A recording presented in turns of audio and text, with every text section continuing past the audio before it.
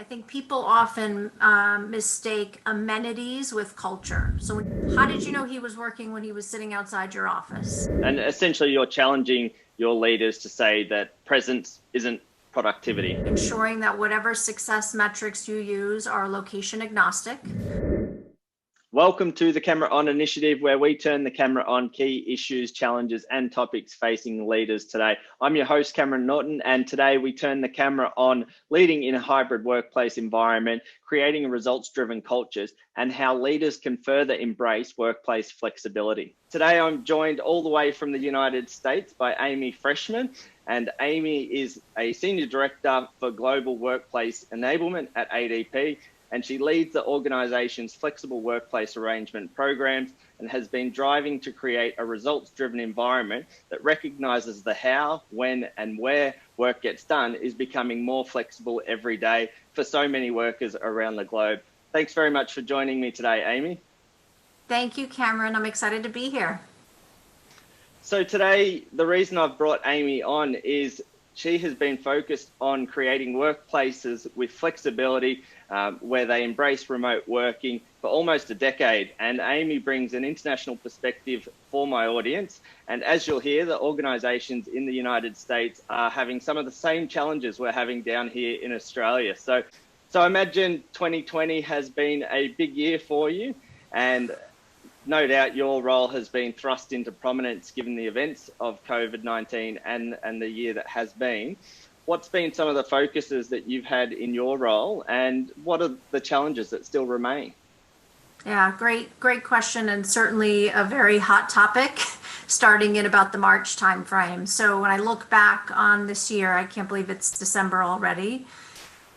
We started with the what's happening. Okay, everyone grab your laptop when you have a laptop, mobile device, tablet, whatever you have, and just go home. And we'll be back in touch. And so that turned into a few days, turned into a few weeks, and now here we are, March to December, and really we're still here. So it's gone through phases, Cameron. The first was get up and go home, be safe. The safety element has continued all these months. I think we quickly pivoted to, okay, how do we start to now enable our associates and our employees, regardless of where they are, with tools, technology, connectivity? How do we make sure folks have what they need? And oh, by the way, balancing everything that they have happening in their homes. Many of our employees, and I certainly engage with a lot of clients on this as well, they have working parents, so there's children, school-age children, elder care, and so it was the balance quickly of doing what we can as organizations to help support our associates in all aspects of their life. So we've always sort of thought about this thing like bring your whole selves to work. And I think with the pandemic, it's really heightened that notion of we recognize that people are much more than just their employee number or what their role or their job description is. So it quickly shifted over the months to enabling productivity.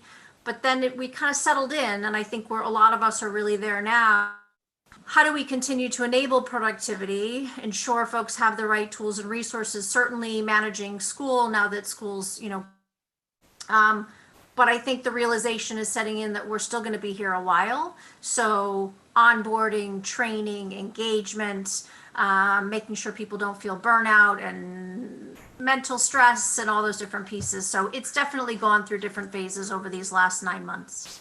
Yeah, it's very consistent with what we've experienced here. And I know a lot of clients that have been battling the work-life integration challenges of having kids that they've been homeschooling and trying to work a full day of work whilst also leading a team and obviously trying to spend some time on their own emotional and physical well-being as well. So definitely similar challenges here. So given the experience you've had this year, and I guess what you're heading into as we emerge into 2021, the physical office location and its purpose has potentially changed from what we knew it was, in 2019. What do you feel the purpose of a workplace is now, or what it will be in the future? It's a great question. I was just engaging with some peers in my network, obviously, that do what I do across different organizations. And we were talking a little bit about culture, and the gentleman made a comment and said something to the effect of, I think people often mistake amenities with culture. So when you think about an office environment, there's certainly the cafeteria, there's a fitness center sometimes, there's a foosball table or a ping pong table or, things of that nature. Those are all amenities. So I think thinking about culture and how do you bring that culture virtual and dispersed work environment. So having said all that, as we think about office space and physical buildings, we'll call it brick and mortar, I think the answer today is what it really always was, and that was, as humans, regardless of where you are in the world, we are social animals. So I am a work from home associate. I have been remote for many, many years. When I go and visit any local office or any office for that matter, I'm typically going for one purpose, right? One meeting or one event, and then I wrap all sorts of other engagements around it. The biggest win I get from those visits, Cameron, are those hallway conversations. I wasn't engaged, I wasn't scheduled to meet with you, but we have a conversation, we have a project, and then we both sort of go on our merry way.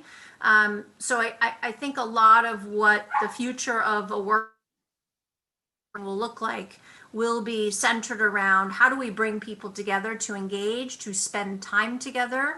There's a lot certainly has been in place for a while around corporate social responsibility events and bringing people physically together to do something for the greater good of the world or the community, etc. Yeah, interesting.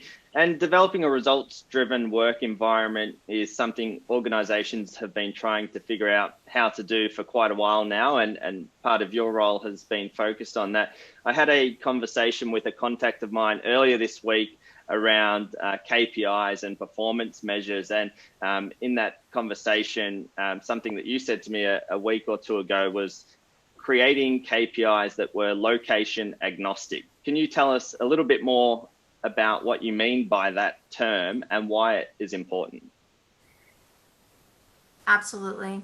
So when we say, or when I use the term, which I have for many, many years, location agnostic, what that means really to me and in practice is regardless, I am delivering on results or whatever my success metrics are. It reminds me of a story that I had a leader call me when I was in this role just a short amount of time. And he had shared with me that he had his very first virtual associate. So he's very much used to having everyone physically outside of his office. And he called me and said, I have my first virtual associate and I'm trying to figure it. What do I do? Where do I go? And one key question he asked, he said, how do I know that he's working?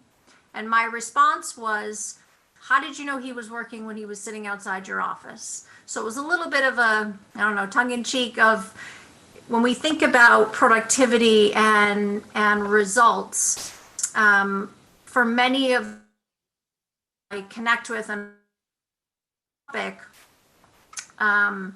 we are knowledge workers. So we're not producing widgets on a factory line, right? So maybe this wouldn't apply where I would need to be co-located with you. I'm typically being measured on or, reports I'm writing, communications I'm writing, right? Whatever the job description is. So being very mindful of thinking about what are the results? What is the ask of the role? What are the job duties, day-to-day responsibilities? That's how we should be measuring, regardless of where that person may actually be physically sitting. By the way, not just about work from home. I work from home and Cameron works in the office. We could be in which is really much more of the flexible work arrangements vision and program. Yeah, and essentially you're challenging your leaders to say that presence isn't productivity, and that's something which is a challenge for people that haven't thought in that manner before. So, okay, and one thing which came up recently with a client conversation I had was looking at organic learning. So you mentioned the hallway chats that you have when you visit physical office locations. This individual was talking about the fact that they'd brought on some junior staff during the COVID-19 period where everyone was working remotely. And he felt that some of those ad hoc conversations, the organic learning, watching the leaders in action, also being able to have a discussion with key people in the team without needing to schedule a Zoom meeting. It was something that he found was really lost during this period. How do you think we overcome this limitation and ensure people feel supported in their early days in a new position or within a new organization? It's a tough one, especially for organizations that are very much used to people physically in an office every day, all day, right? You're my into the office, I say, welcome, Cameron, right? Here's your workspace, here's where you can hang your hat, and here's your laptop, and you set up a number of meet and greets, etc. I've recently engaged with quite a number of new hires within my organization and done those. Obviously, we're just virtual. We have the benefit of having video. Rewind the tape some 20, 30 years ago, we might have been in a very different space than we are today. So we make the best of it from that perspective. Video is the next best thing to in-person right now. My answer really, Cameron, is we need to be much more digital and much more purposeful in those engagements.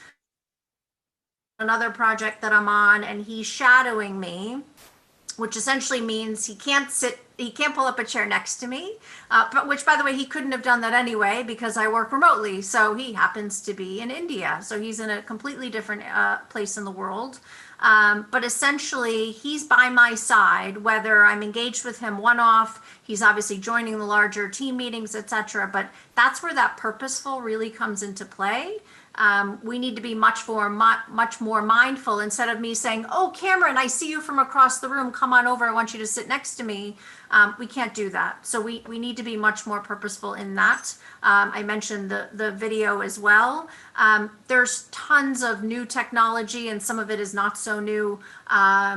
Share drives, take the technology of your choice. We've got lots of ways that we could share, we could collaborate, we could whiteboard. I mean, we can do things today that we haven't always been able to do. We just need to ramp up our ability and our skill set on being able to use one of those. I'm still learning every day, and luckily we've got lots of great people. No shortage of tools and technologies, we just need to use them. Yeah, that's a really good point. And technology companies have really created these options for us through their own need that they've got remote teams working all over the world, and they've essentially created things that work for them and now have shared them out to the public. So thankfully we have that technology now, because if we had have had this pandemic maybe 10, 15 years ago, it would be a vastly different working experience than what it has been. So final question for you, Amy. Leaders are turning their attention to wanting to create a new way of working, further embrace workplace flexibility within their teams and their organizations. What's some advice that you can provide to them that would really help them to move that agenda along? So ensuring that whatever success metrics you use are location agnostic, provided the role lends itself to it. So I think there's a difference in today's world as opposed to whatever post-pandemic, however you define that. So what I mean by that is nearly everyone, again, depending upon the organization, where possible, the work was moved to a home office. When I say where possible, there are some parts of different organizations that they were essential workers and they physically needed to stay there, right? So we'll sort of push those to the side for a moment. There are a number of roles that are being done remotely today that post-pandemic probably shouldn't be, and I use that word sort of loosely. Shouldn't be meaning they really do have a high need for face-to-face collaboration. There is, a piece of equipment, or multiple pieces of equipment that maybe I need access to. So the first piece of advice I would give to leaders in this space is think through the roles, whether it's job description or job family, to whatever sort of granular degree you think is necessary, and try to come up with a scenario where how much does this role sort of lend itself to remote work?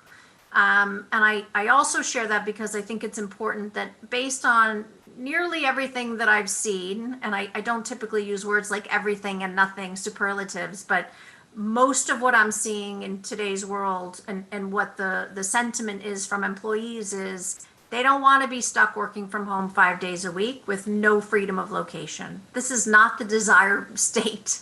What the desired state is some form of flex. So what that means is 3 days in the office, 2 days at home, or vice versa. Or I wake up on a Tuesday morning and I say, gee, based on what I have on my plate today, I have high face-to-face collaboration. I need to go talk to Cameron about this project. I'm going to go to the office today.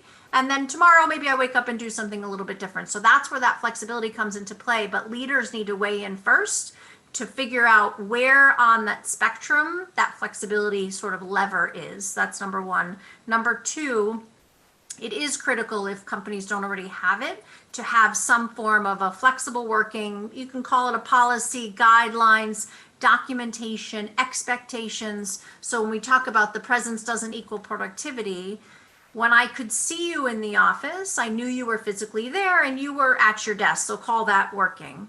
If I go and use an online chat tool and I see you as offline at 4 o'clock on a Tuesday afternoon, I may be scratching my head going, why is Cameron offline? Because when he was in the office, he would have still been in the office. So a lot of that plays to setting proper expectations between leaders and employees on what is the work schedule. What are my hours? I need to show that I'm available, etc. So that's where policy and procedures and guidelines really come into play. And the last one, which we've mentioned a number of times, is ensuring that your company is fully equipped with all the right technologies. So whether that is, a baseline for a laptop, all the way through to dual monitors, I've got a camera, I've got a VoIP phone, or maybe I don't even use a hard line anymore. I've got it all on other technologies. Enabling your employees with those technologies, but ensuring you've got proper training and tools available. And the last one, which is a big one, it's really all about communication. So I talked about expectations and work hours, etc. Employees really need to work it out with their leaders on what is the proper communication method. Should we chat every day? How often do we want to have one-on-ones? If I'm used to seeing you every day, then this is going to be a shift and a change. Yeah, there's some really great insights for leaders there to consider. And I know a lot of clients that will listen to that section of this video probably over and over again to really digest what you've suggested there. So Amy, I know it's close to the end of your day and I'm only just getting started. So thanks very much for joining me today. On the next episode of the Camera On initiative, we will be looking at recognizing burnout and employee fatigue and also delving into the world of well-being. Amy, thanks once again for joining me. Cameron, thank you for having me.